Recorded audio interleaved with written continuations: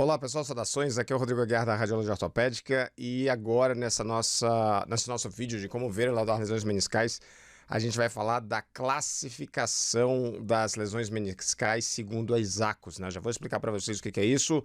Então esse aqui é o Pit Stop ISAKOS, né? Antes da gente dar sequência e falar de algumas lesões meniscais especiais, eu quero mostrar para vocês essa classificação artroscópica aí da ISAKOS, né? Então, em primeiro lugar, o que é ISAKOS, né, Rodrigo? Então, para quem não conhece, é a International Society of Arthroscopy, Knee Surgery and Orthopedic Sports Medicine. É um ramo da ortopedia, é uma sociedade dentro da ortopedia que estuda e que aponta as diretrizes das doenças aí do joelho. Então, a ISAKOS, ela organizou um comitê aí para bolar uma classificação artroscópica que facilitasse a comunicação entre os ortopedistas, né? Então, em 2011 saiu esse artigo aqui.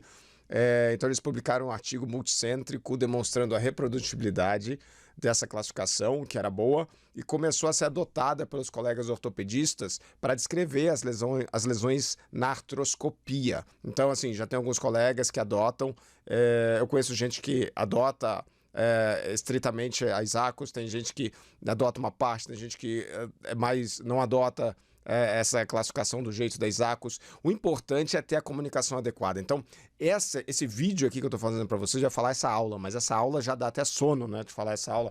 Mas esse vídeo aqui que eu estou fazendo para vocês é para vocês saberem, para vocês entenderem quais são os pontos da classificação artroscópica da ISAKOS, que os radiologistas eles estão correndo atrás também para fazer a correlação com a ressonância magnética, para a gente poder conversar a mesma língua, para relatar as coisas que interessam para o ortopedista com relação à classificação ISAKOS também. Então, falando em a radiologista correr atrás, né? Esse artigo aqui de 2016 já é de um grupo de colegas radiologistas para ver se estava batendo, né, a classificação ISAKOS com as imagens na ressonância magnética em 2D e 3D. Então, em 2016 saiu um artigo correlacionando a classificação ISAKOS com a ressonância magnética e basicamente validando os achados, assim que na ressonância a gente consegue ver a maioria praticamente dos pontos da classificação ISAKOS a gente consegue ver na ressonância magnética. Então essa aula é baseada principalmente nesses dois artigos, tá? Então, lembrando de novo, a classificação ISAKOS é uma classificação ortopédica artroscópica, não é por ressonância magnética, tá? O radiologista, a gente está validando essa classificação na ressonância magnética, então a gente já pode colocar os termos, ou já pode conversar em termos de classificação ISAKOS com o colega ortopedista, porque isso aí está sendo validado aí em vários trabalhos. Mas então vamos para os fatores, né? Tem 7 fatores aí dessa classificação artroscópica da ISAKOS aí que eu quero conversar com vocês. Primeiro é a profundidade da rotura. Então, na classificação ISAKOS é dividida se a rotura ela é parcial, tá? Pode ser uma rotura horizontal parcial, uma rotura vertical parcial, ou se a rotura é completa, né? Se ela pega todo o tamanho no menor eixo aqui do menisco, né? Horizontal aqui pegando todo o tamanho, transfixando o menisco todo. Aqui no vertical também, pegando a porção superior e inferior toda.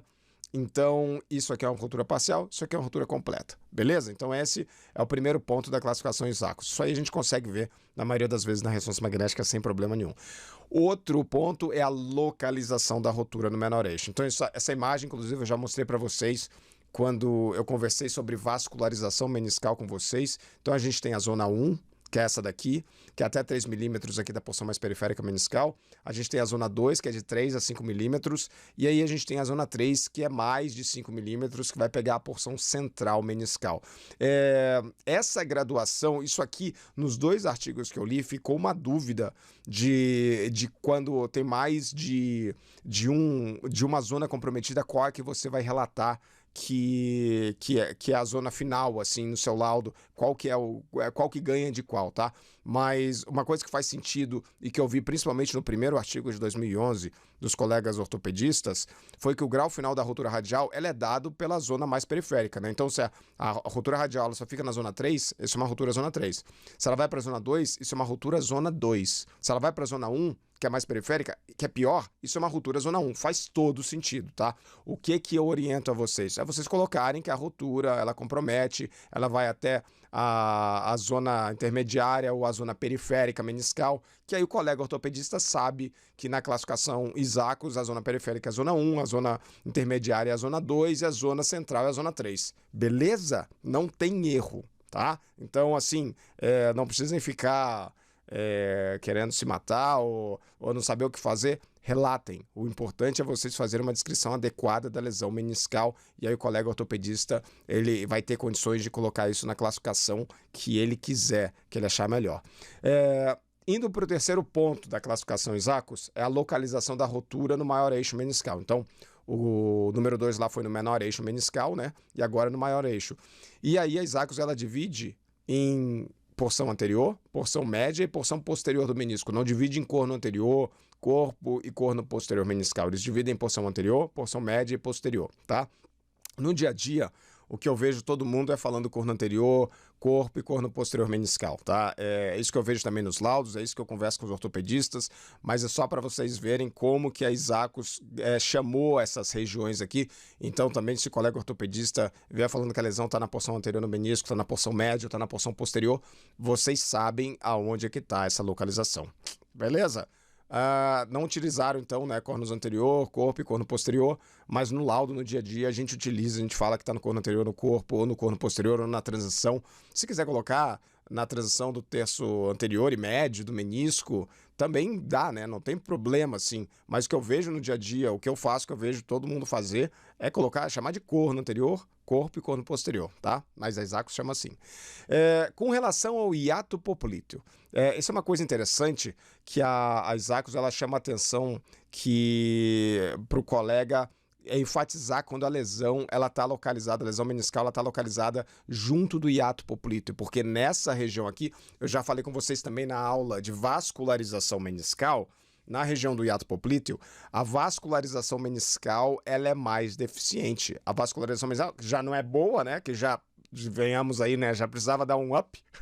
Quando chega ali no corno posterior do menisco lateral, do lado, e o meu telefone tá tocando, e eu não vou atender agora, porque eu já devia ter desligado isso.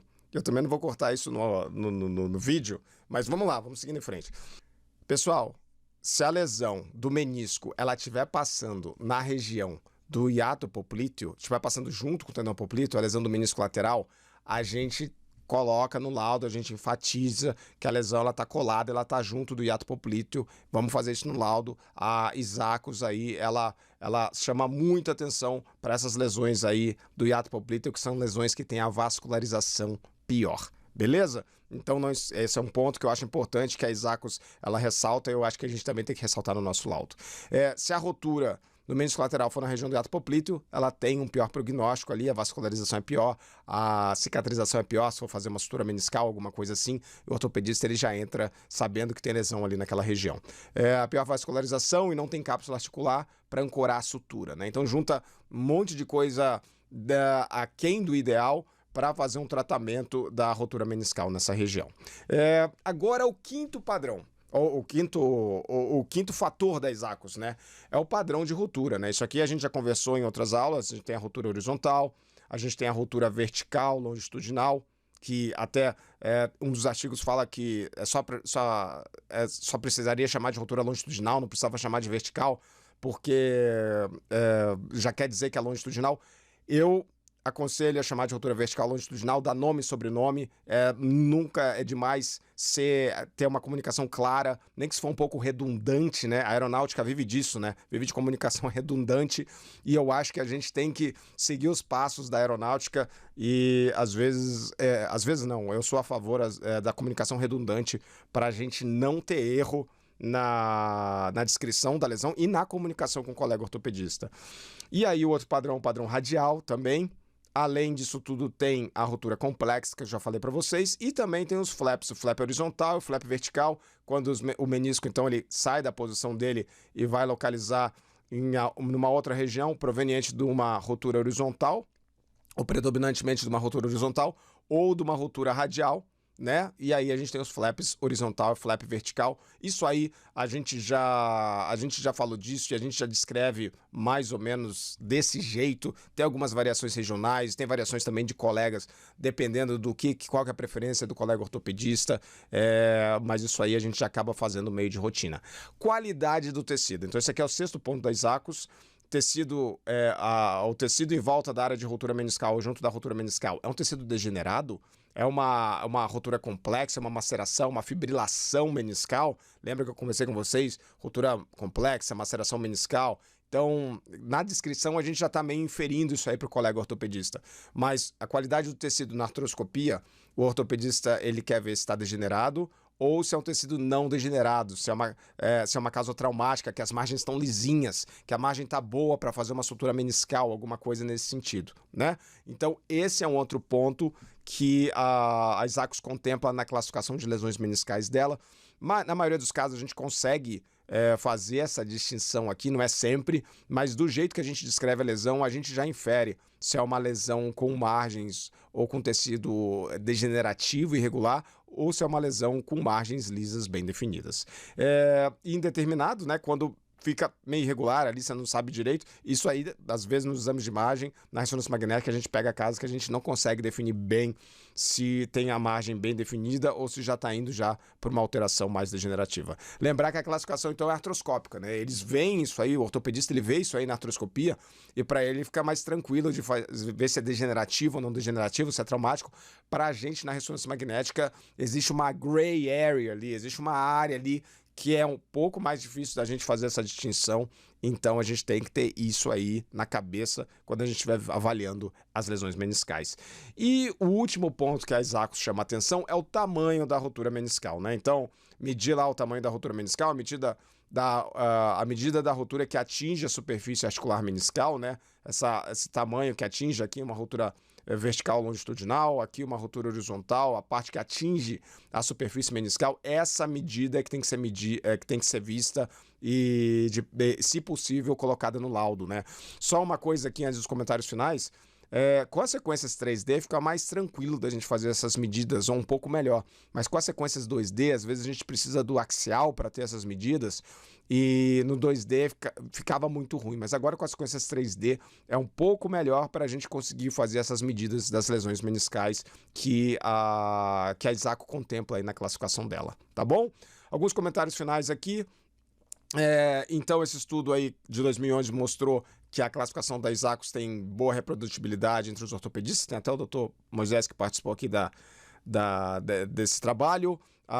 Esse artigo de 2016 também mostrou boa concordância entre os colegas radiologistas. Os autores eles recomendam o 3D volumétrico para avaliação meniscal, né? Muito melhor para avaliar a extensão para a superfície articular, para avaliar o tamanho da medida, o tamanho da rotura meniscal, como eu acabei de comentar para vocês. Então é um passo a mais, né, para avaliar lesões meniscais. Contudo, o sistema não tem uma classificação ainda muito específica para rotura de raiz meniscal, menisco discoide, variações e avaliação de menisco operado e algumas outras lesões que elas não se encaixam, né? Que elas não leram sobre a lesão, sobre a classificação meniscal e elas acabam não se encaixando na classificação meniscal da Isacus, tá bom? Mas é isso, classificação é isso, é uma coisa que ela serve para ajudar a gente, para tentar compartimentalizar as doenças, as situações, mas ela é uma classificação artificial, que sempre vai ter uma rebarba ali, vai ter uma rebarba aqui, então a gente tem que saber conviver com isso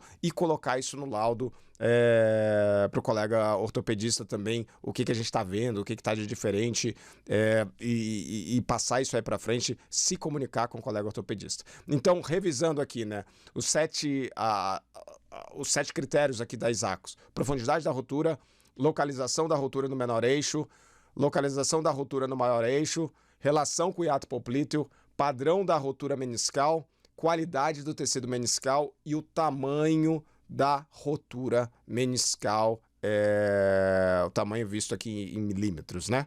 Então é isso aí, né? Bora de volta para a pista, vamos continuar falando agora sobre algumas lesões meniscais específicas nos próximos vídeos, mas esse vídeo da Isacus eu queria fazer muito, como eu sempre falo aqui, né? Nós radiologistas, a gente tem que estar atento essa nova nomenclatura, essa classificação que ela vai acabando, ela acaba moldando também a radiologia junto, né? Não tem jeito, uma coisa puxa a outra.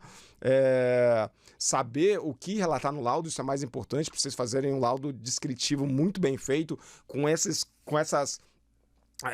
nuances aí, ou com esses fatores da classificação ISACOS na cabeça, para vocês tentarem contemplar na descrição esses fatores ISACOS aí para o colega ortopedista que pega o exame. Se ele usa a classificação ISACOS, ele vai usar isso daí na prática para ele entender melhor a lesão meniscal, para conversar a mesma língua com o colega ortopedista, né? E é o que eu sempre falo, que eu tô deixando aqui para vocês, lembrar que é o cachorro que abana o rabo, não é o rabo que abana o cachorro, né? É a gente que tá ali junto com o colega ortopedista, e a gente tem que falar a língua do colega ortopedista e não a gente querer falar que não é do nosso jeito e entregar o exame, entregar o laudo do jeito que a gente acha que é adequado, né? É o contrário, a gente tem que estar sempre junto, trabalhando junto com o colega ortopedista e fazendo as coisas de um jeito que vai facilitar a vida dele e dela, né? E a vida do paciente, né? É isso aí, a gente está aí para isso, a gente está na pista para isso. Pessoal, então era isso que eu tinha para falar desse vídeo de hoje. A gente falou aí sobre a classificação das lesões ISACOS, foi bacana demais. Esse eu acho que é um vídeo que vai tirar as dúvidas de muitos colegas. E é isso aí, grande abraço e até o nosso próximo vídeo.